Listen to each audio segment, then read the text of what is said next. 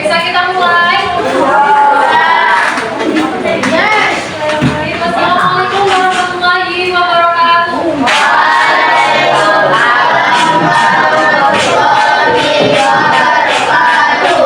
Selamat siang.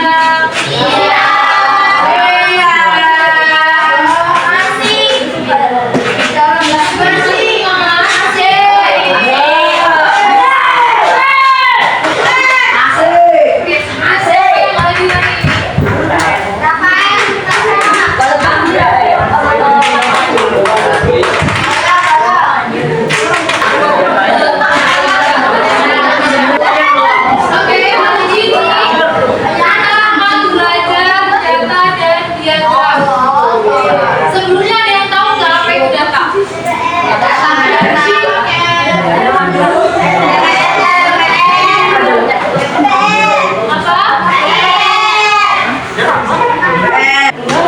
Oke, jadi tujuan pembelajaran hari ini yaitu menjelaskan pengertian data, kemudian membaca dan menyajikan data dalam bentuk tabel. Sebelumnya nih, ada yang tahu nggak apa itu data? Data kota. Silakan dibuka bukunya halaman 41.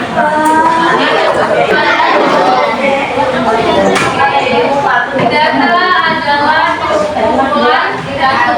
Apa itu data? Coba dibaca. Adalah fakta tunggal atau biasanya disebut juga data tunggal. Nah, data merupakan kumpulan data mana dari merupakan fakta tunggal. Misalnya dalam contoh tabel yang sudah tersaji pada buku, bilangan 140 cm merupakan tinggi badan Aldo. Nah, fakta ini dinamakan fakta tunggal. Kenapa? Karena Anda menyajikan fakta bahwa tinggi Aldo adalah 140 cm. Hanya satu orang yang disebutkan. Makanya dinamakan dengan jatuh atau nah, ada 3 cara untuk mengumpulkan data. Yang pertama itu ada observasi, yaitu cara mengumpulkan data dengan mengamati objek atau kejadian. Nah, pada contoh yang ada pada tabel, data tinggi badan diperoleh dengan observasi.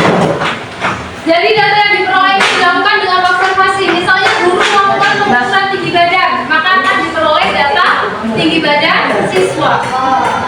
Oke, kemudian yang kedua ada wawancara, yaitu cara mengumpulkan data dengan mengajukan pertanyaan secara langsung kepada narasumber. Nah, untuk contohnya yaitu data kegemaran siswa diperoleh dengan observasi. Nah, berdasarkan hasil observasi, guru itu pasti menanyakan apa kegemaran kalian, ya kan? Itu yang dinamakan dengan wawancara, yaitu menanyakan secara lisan, secara langsung pada narasumber, pada bagian contohnya. Oke, bisa dipahami ya. Jadi wawancara itu adalah pertanyaan yang dilakukan secara langsung atau secara lisan. Oke, yang ketiga ada kuesioner, yaitu cara mengumpulkan data dengan mengirim daftar pertanyaan kepada narasumber.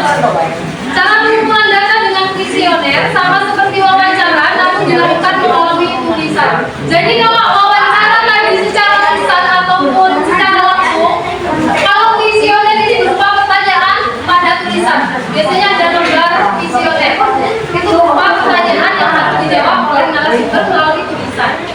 Oke, bisa bedain antara wawancara dengan kuesioner. Bisa ya? Nah, itu tadi 3 cara untuk mengumpulkan data. Ada apa aja? Observasi, kemudian ada apa lagi? Wawancara, kuesioner. Nah, itu tadi cara.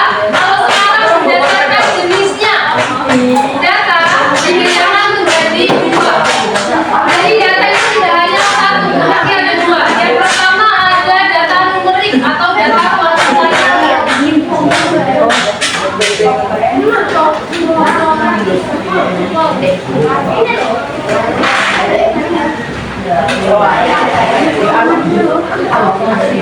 Ini mah apa Oke. Data numerik atau data kuantitatif, yaitu data berupa bilangan atau nilai tertentu. Nah, pada contoh tabel yang ada di buku, silakan dilihat. Itu data tinggi badan merupakan data kuantitatif. Jadi yang dinamakan data numerik, yang namanya numerik pasti berupa nomor atau angka. Nah, jadi bisa diingat-ingat ya, namanya data kuantitatif itu pasti berupa angka, bilangan, atau nilai tertentu. Pasti berupa angka. Nah, kalau berupa tulisan apa namanya? Nah, di sini data kategorik atau kualitatif, yaitu data yang menggambarkan keadaan objek yang dimaksud. Contohnya kebenaran siswa. Oke, untuk data kualitatif ini dalam tabel, contohnya yang mana? Yang tinggi, yang tinggi badan siswa, ambil di atas, yang di atas. Nah, tinggi badan itu kan dikategorikan ada berapa aja tuh, berapa siswa, 140, 145, itu yang dinamakan dengan data kuantitatif atau data numerik. Kemudian data kualitatif itu biasanya berupa pernyataan atau tulisan, hanya pengertian saja. Misalnya data kebugaran siswa itu merupakan data kualitatif, dan di situ kebugarannya kan ada sepak bola, kemudian ada menari, renang, nyanyi, dan seterusnya. Itu dinamakan dengan data kualitatif karena berupa tulisan atau objek nyata. Oke, sampai sini udah paham belum? Apa tadi data kuantitatif? Data yang berupa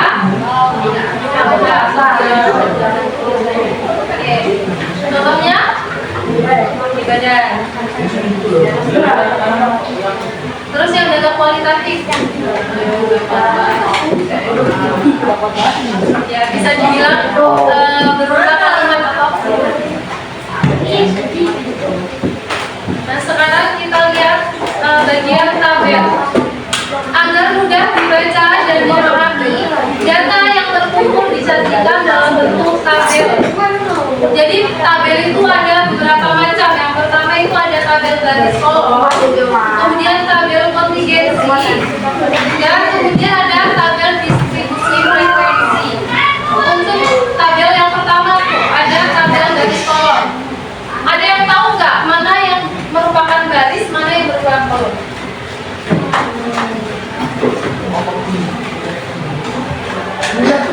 Misal kita punya sebuah tabel.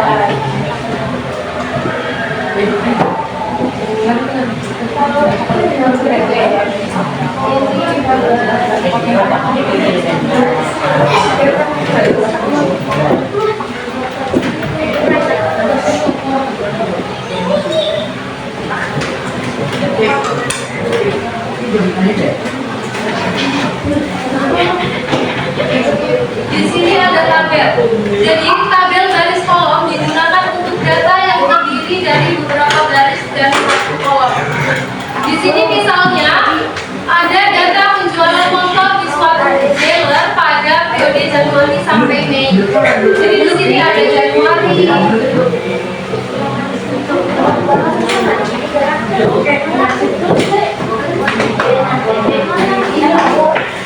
Nah, misal di sini ada tabel. Ini merupakan tabel garis kolom. Kan kita akan menyajikan penjualan motor di dealer periode Januari sampai Mei. Ini bukan Januari.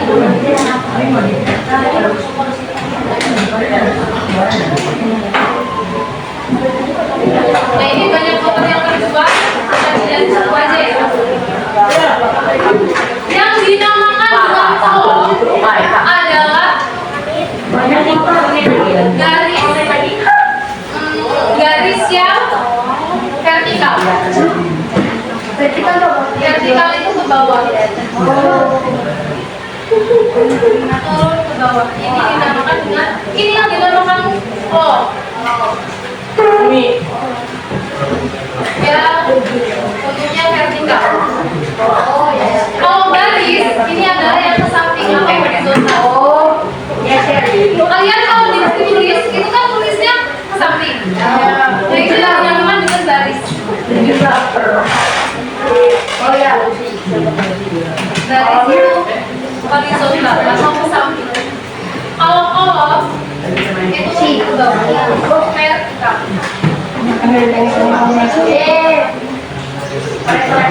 Bisa kemudian ditanya baris itu apa sih? Baris itu garis yang kalian tulisnya kan samping. Oke. Kemudian ada tabel kompetensi, yaitu tabel yang digunakan untuk data yang lebih dari satu kolom. Kalau tadi hanya ada banyak komponen terjual aja, kalau di buku itu, kalau sekarang ada banyak siswa yang dikategorikan perempuan dan laki-laki. Jadi dia ada lebih dari satu kolom. Itu namanya tabel kompetensi.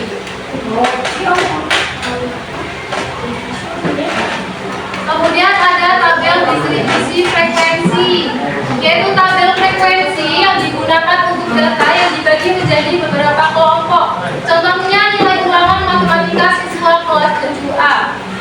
Nah, di situ ada nilai dan frekuensi, yaitu kategori.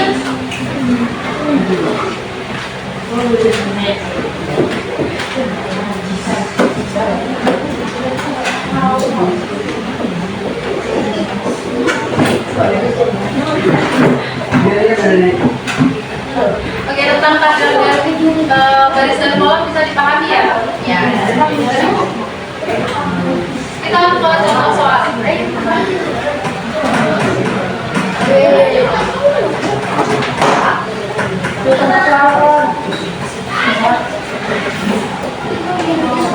Ini anak itu ya.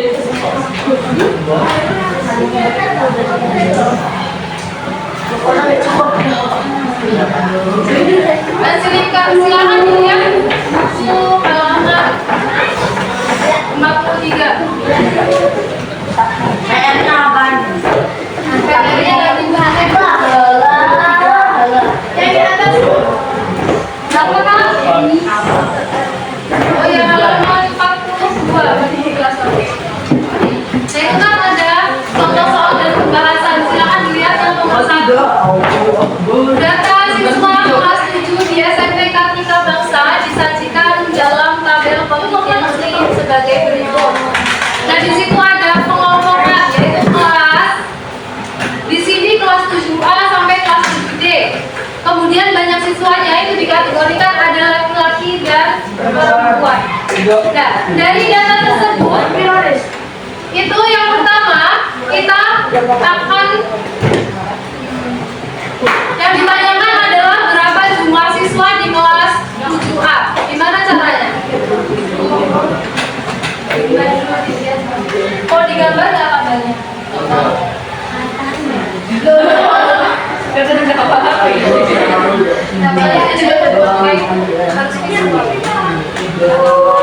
Oke, kira-kira berapa kelas siswa di kelas 7A? Caranya bagaimana? Caranya yaitu kita jumlahkan banyaknya siswa perempuan dengan siswa laki-laki. Dan di situ jumlah siswa laki-lakinya berapa? Laki-lakinya ada 15. Kemudian yang perempuan berapa?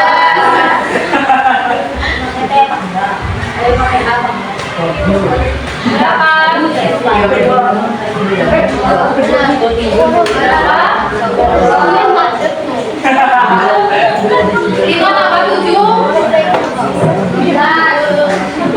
berapa? 12 tambah 20. Jadi banyaknya siswa kelas 7A adalah 32. Kemudian berapa jumlah siswa perempuan di kelas 7? Siswa perempuannya saja di kelas 7.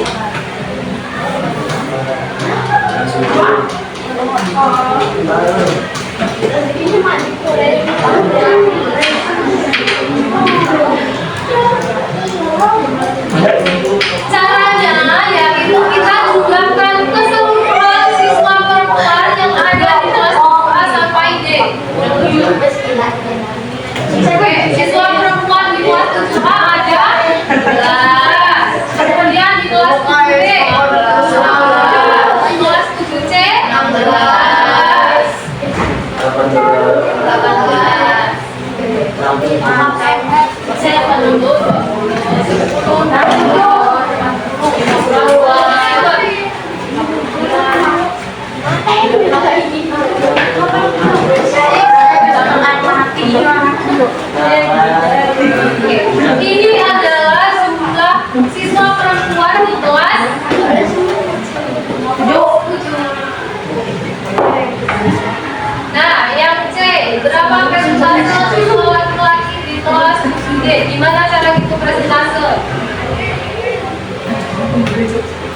Jadi kita lihat banyak siswa laki-lakinya terlebih dahulu. Berapa? Di kelas 7D jumlah siswa laki-lakinya ada 12. Kemudian kita lihat banyaknya siswa di kelas 7D berapa? Semua ada 30. Jadi caranya kita banyak siswa laki-laki dibagi dengan jumlah seluruh kelas 7D. Berarti 30. Gimana caranya? Langsung kita kalikan dengan 100. Gimana caranya? Langkah pertama nih, boleh, tapi cara mudahnya kita sederhanakan dulu 12 per 30 ini. Sama-sama dibagi berapa kira-kira? 2. Atau sama-sama bagi 3. 12 bagi 3 4. 3 bagi 30.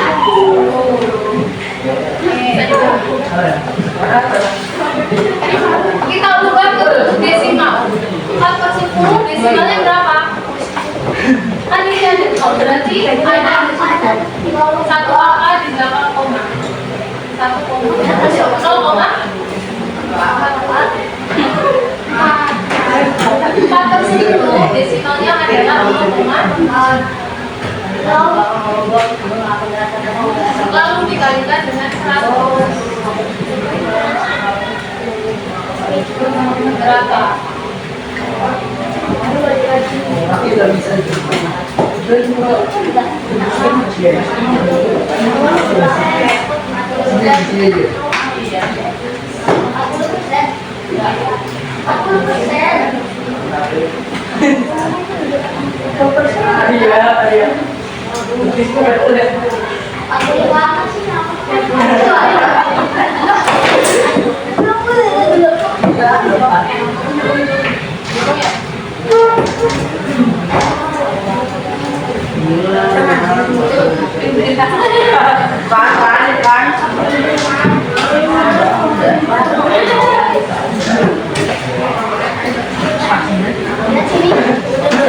Kalian biasanya hitungnya 12 sampai 100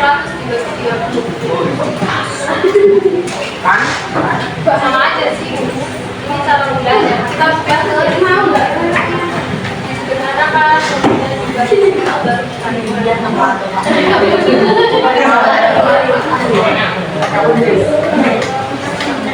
kalau per 10 pasti namanya 1.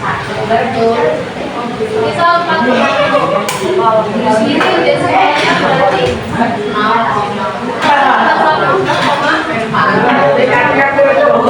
Misal 4 per 100.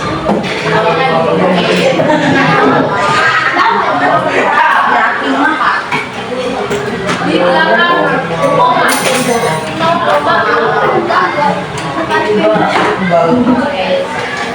Jadi di depan pasti ada 1, kemudian di belakang koma. Kalau misal per 10 berarti di belakang komanya hanya ada 1 koma. Kemudian kalau per 100 berarti di belakang koma ada 2. Kalian memang belajar ini ya, pecahan.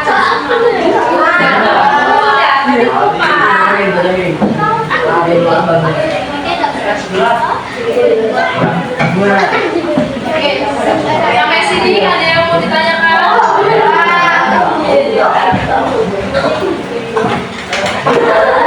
Belum, masih lama. Sekarang jam 11.25.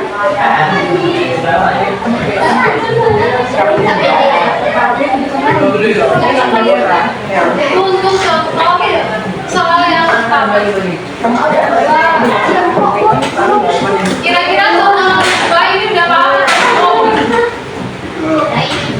Yang nomor 2 yang udah paham? Kalau mau mencari jumlah siswa berarti dijumlahkan semuanya.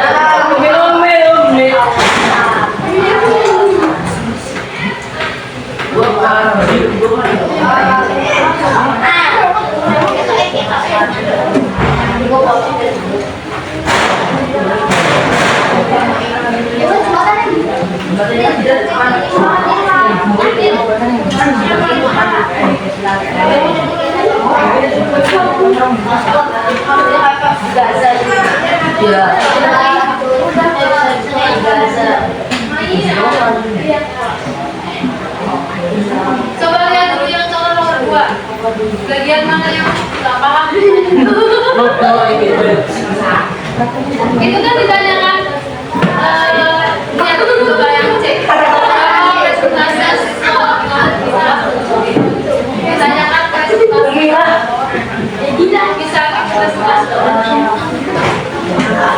kan yang ditanyakan itu presentasi siswa laki-laki di kelas 7D. Berarti banyaknya siswa laki-laki di kelas 7D dibagi dengan banyaknya siswa di kelas 7D keseluruhan laki-laki dan perempuan. Itu ada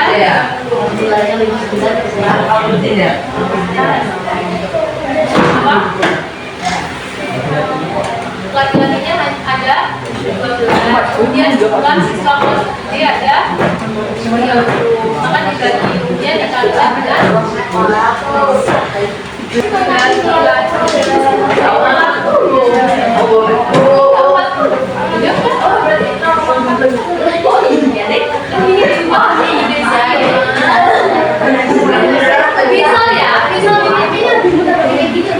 misal 12 dikali 100 kan 100 sedikit 300 dibagi 30 ini bisa disebut dibagi 20 dibagi 3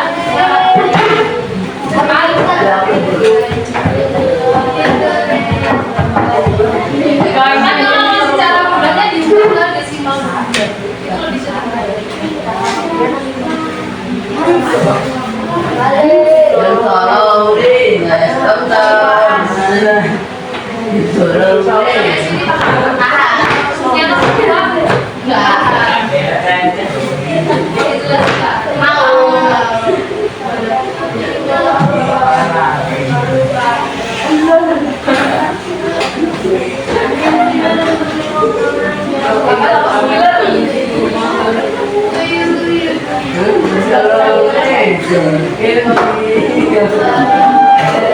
Oke, untuk contoh soal nomor 3. Data nilai ulangan matematika 30 siswa. Itu diketahui ada 85 dan seterusnya. Sajikan data dalam bentuk tabel distribusi frekuensi. Nah, caranya kita lihat nilai ulangan itu kan yang terkecil berapa? Kecil aja 9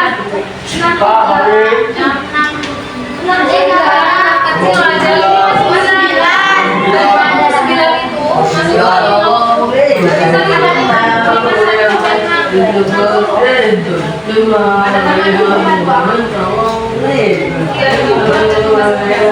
Oke, pertama kita bagi dulu.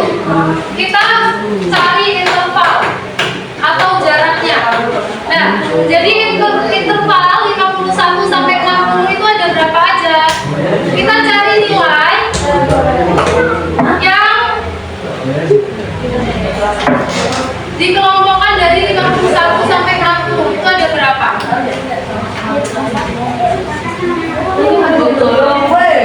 Interval itu panjang kelasnya.